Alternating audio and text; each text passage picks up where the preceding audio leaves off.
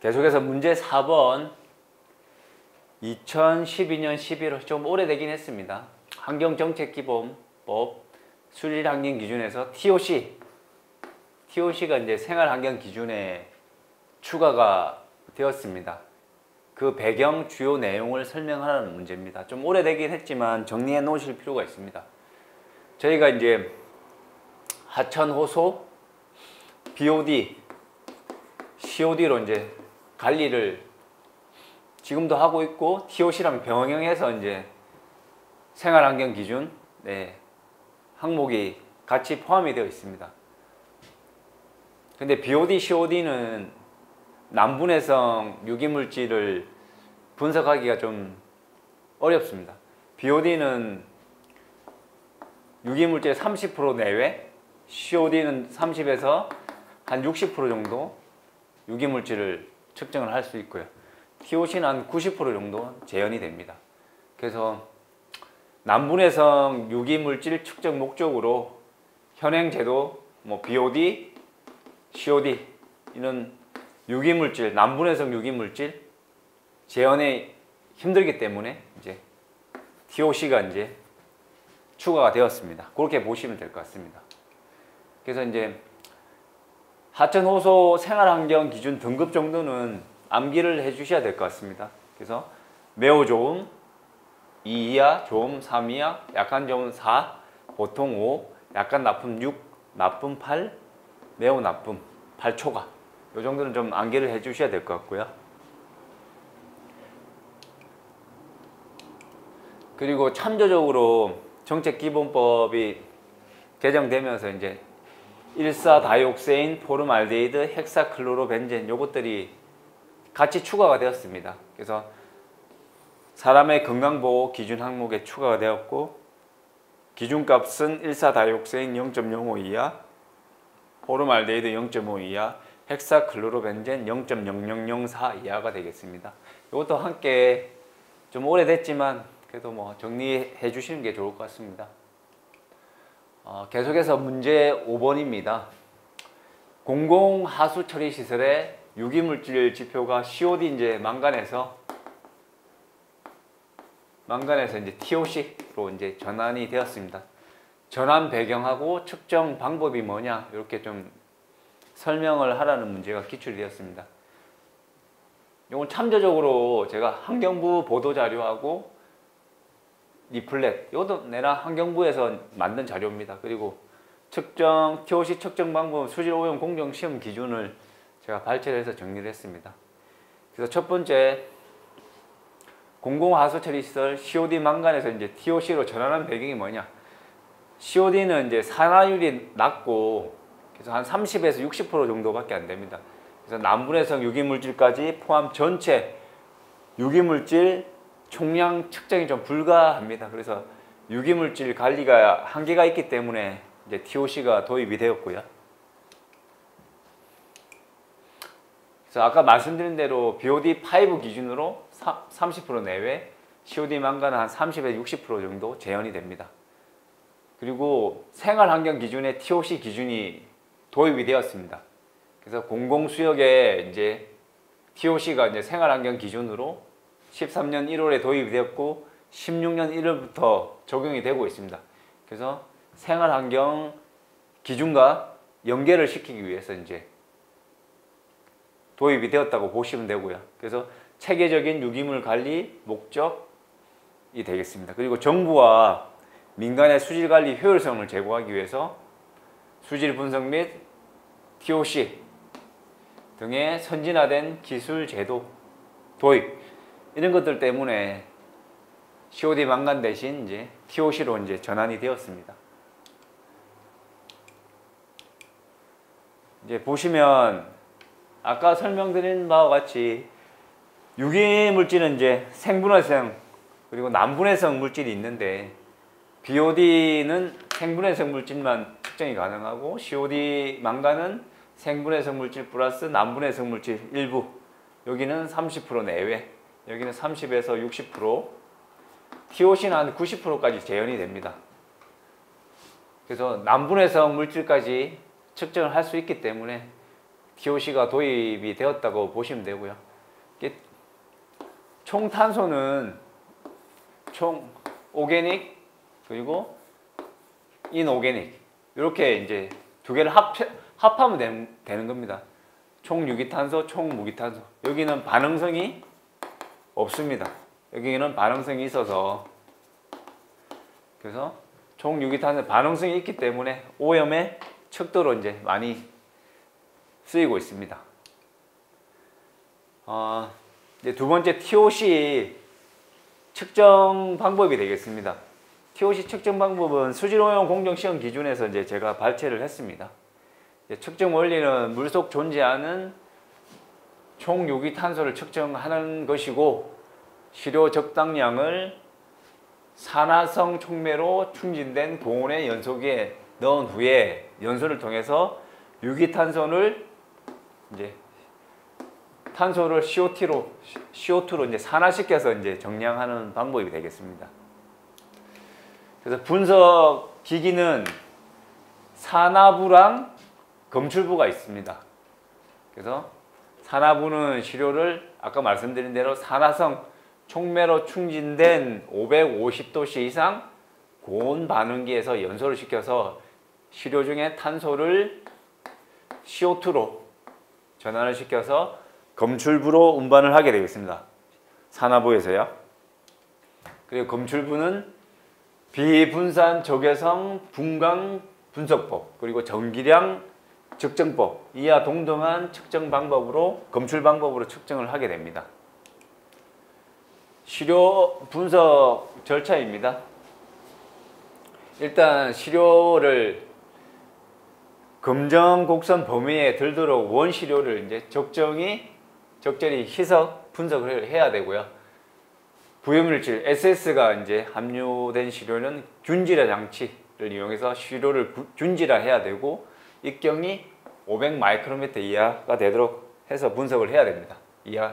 그리고 자동 시료 주입기 사용 분석하는 동안 부유물질 측정 중 침전되지 않도록 연속적으로 교반을 시켜줍니다.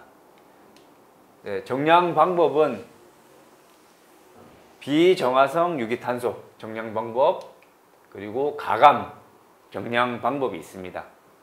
우선 비정화성 유기탄소 정량 방법은 시료를 일부 분치를 해서 산용액을 적정량 주입을 합니다.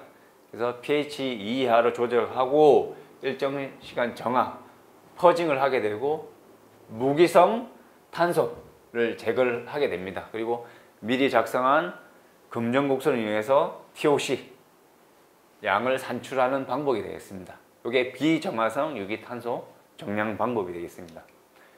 두 번째는 가감 정량 방법입니다. 말 그대로 총탄소에서 무기탄소, 인오게닉 카본을 빼주는 겁니다. 비슷합니다.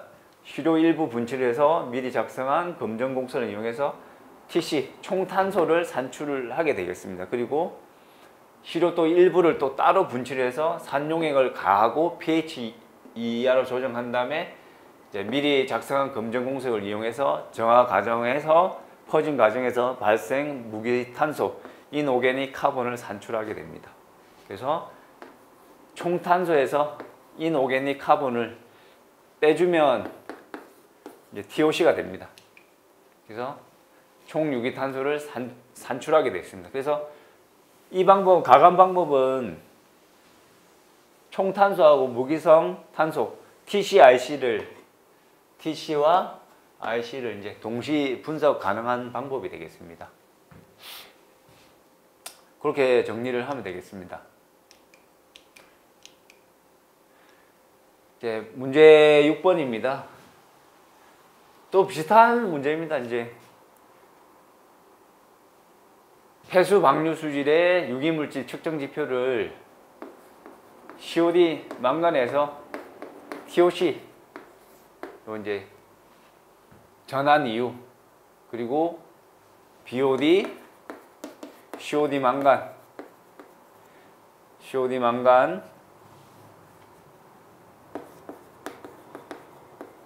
그리고 TOC별 비교를 해라.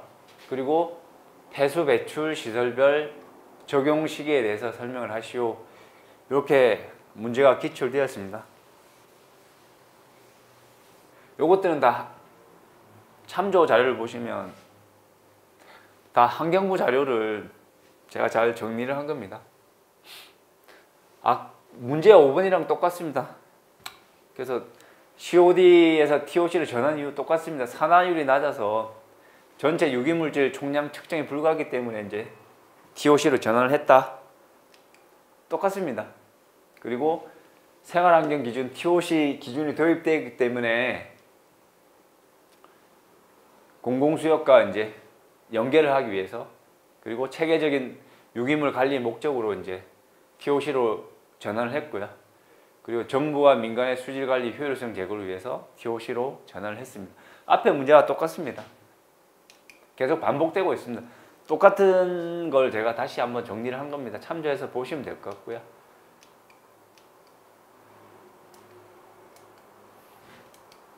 그래서 유기물 측정 지표 비교입니다.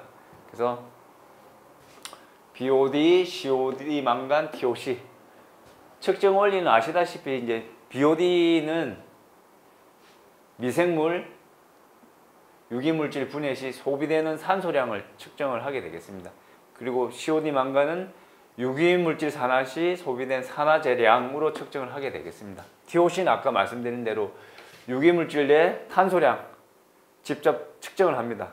그래서 탄소를 산화시켜서 CO2로 전환한 다음에 측정을 하게 되겠습니다.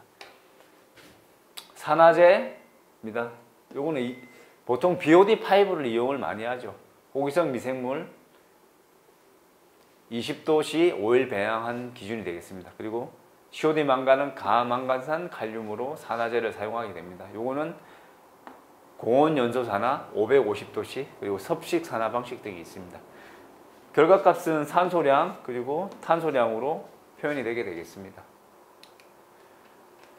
그리고 측정 대상은 BOD는 저분자 유기물질, 포도당 지방, 그리고 COD 망간 TOC는 저분자 고분자 물질, 합성수지, 섬유소 등 분자량 1만 이상 등 용해가 잘 안 되고 결합이 강한 물질이 되겠죠.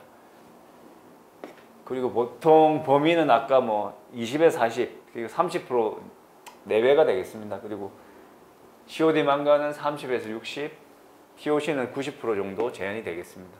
방해 물질은 BOD는 고분자 유기물질, COD는 염소, 이온, 그리고 무기물질, TOC는 무기물질. 특징은 BOD5는 생분해성 유기물질 측정이 가능하죠. 그리고 COD 망간은 우리나라, 일본에 통용되고 있고, TOC는 이제 신속 다량 자동화가 가능하기 때문에 TOC로 또 전환을 했다고 보시면 될 것 같습니다. 폐수 배출 이제 시설별 적용 시기입니다. 기존 공공 합폐수 처리 시설, 분뇨 처리 시설은 이제 1년 유예해서 20년은 1년 유예가 됐고 21년부터 적용이 되겠습니다. 기존 폐수 배출 시설은 2년 유예를 했습니다. 20년, 21년까지 유예를 했고 22년부터 적용이 되겠습니다. 그리고 기존 COD, TMS 부착 운영 중에 있는 환경 기초 시설은 23년 6월 30일까지 TOC, TMS를 부착을 해야 됩니다. 그래서 그 TOC, TMS 부착 전까지는 별도 수질 검사 등 방류수 수질 기준 준수 여부 등 측정 관리를 해야 됩니다. 그리고 2020년 1월 1일 이후 신규 설치 운영 공공 폐수 처리 시설은 당연히 2020년 1월 1일부터 TOC를 측정해야 됩니다. 측정기기 부착 대상 사업장 및 측정기기 관리 대행자는 이제 똑같이 2020년 1월 1일부터 TOC를 측정을 해야 됩니다. 이렇게 문제를 정리를 하겠습니다. 이건 참조적으로 보시면 될 것 같고요. 그래서 마지막으로 폐수 COD에서 TOC로 전환 기대 효과가 있습니다. 자동화 가능하고 재현성이 좋기 때문에 이제 전환 기대 효과가 있겠죠. 기업은 이제 수질 관리 효율성 제고됩니다. 폐수 유기물질량 정확하게 실시간 측정이 가능합니다. 실시간 TOC 측정이 가능하고 TMS로. 그리고 측정기 관련업은 국내 기술 경쟁력 제고 및 해외 수출 활성화, TOC 측정 및 분석 기반 확대. 정부는 이제 실효성 있는 정책 수립 및 효율적 수지 관리, 하천 유입 유기물질량과 농도를 정확하게 파악을 할 수 있게 됩니다. 그리고 방류수 수질 기준, 배출 허용 기준 참조적으로 좀 보시면 될 것 같습니다. 첫 번째, 공공 폐수 처리 시설 방류수 수질 기준입니다. TOC 기준으로 1, 2, 3, 4지역 15, 15, 25, 25. 그래서 갈로는 농공단지거든요. 그건 별도로 25, 25, 25, 25 이렇게 암기를 하시면 될 것 같습니다. 그리고 공공하수 분뇨 처리 시설입니다. 공공하수 처리 시설은 1당 500루베 이상, 500루베 미만에서 50루베 이상, 50루베 미만, 그리고 공공분뇨 처리 시설 이렇게 있는데 TOC가 500루베 이상 1, 2, 3, 4지역은 15, 15, 25, 25, 500루베 미만 50루베 이상은 25, 그리고 마찬가지로 50루베 미만도 25, 분뇨 처리 시설은 30 이하 이렇게 되겠습니다. 그리고 폐수 배출 시설 배출 허용 기준입니다. 청정 이제 1당 2000루베 이상, 2000루베 미만, 청정 가나 특내, 청정 가나 특내 25, 40, 50, 25, 30, 50, 75, 25 이렇게 변경이 되었습니다. 계속해서 문제 7번입니다.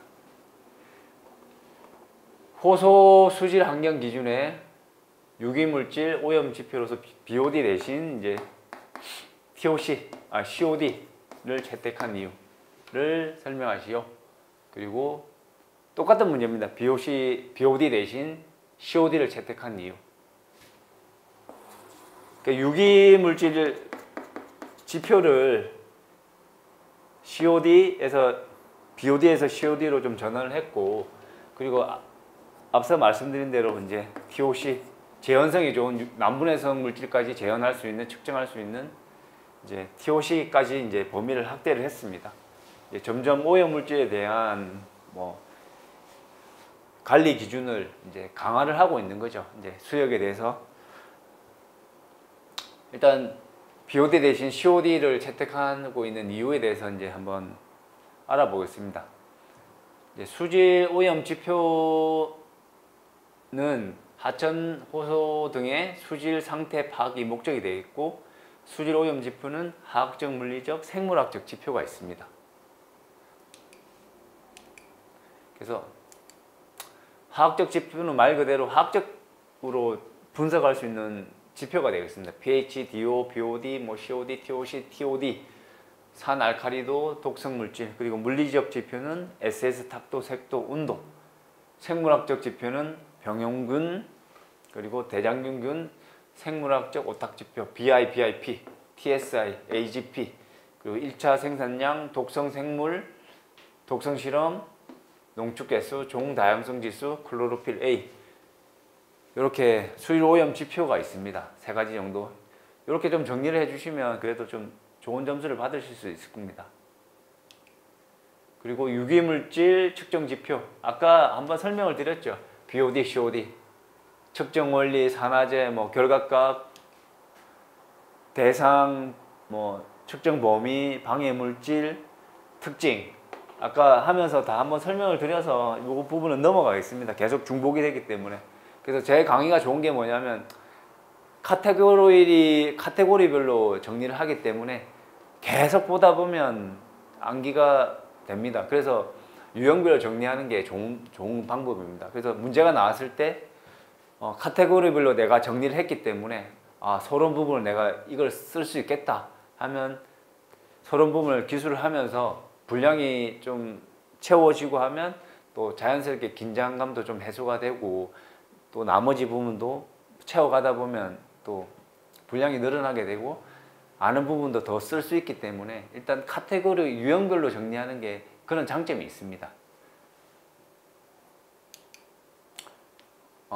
이제 BOD 대신 COD를 채택한 이유가 뭐냐? 그래서 우리나라는 이때까지 유기물질 생활환경 기준을 BOD 중심으로 관리를 했습니다. 그래서 똑같은 말씀인데 공공수역 남분해석 유기물질의 체계적인 관리가 부족했고, 그래서 정수 처리 효율이 저하되는 남분해성 유기물질 관리 지표로 관리를 해야 될 필요가 있어서 이제 COD로 전환을 했고, BOD에서 COD로. 그리고 깨끗한 수질 확보, 환경정책 목표 재정립, 보다 안전하고 건강한 수질 및 수생태계 환경 조성 가능하고, 그럼으로 인해서 물환경관리 정책 수립이 기대가 됩니다.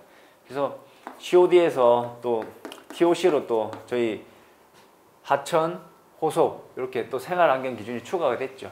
요거랑 연동해서 점점 이제 유기물질 관리 지표를 TOC로 더 강화해서 관리를 하겠다는 정부의 취지가 되겠습니다.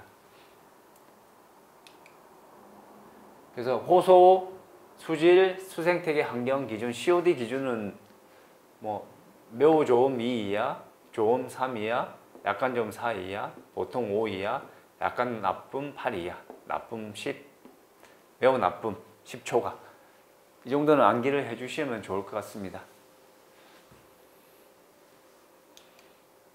문제 이제 8번입니다. 문제 8번은 조금 쉬었다가 다시 한번 설명을 드리겠습니다.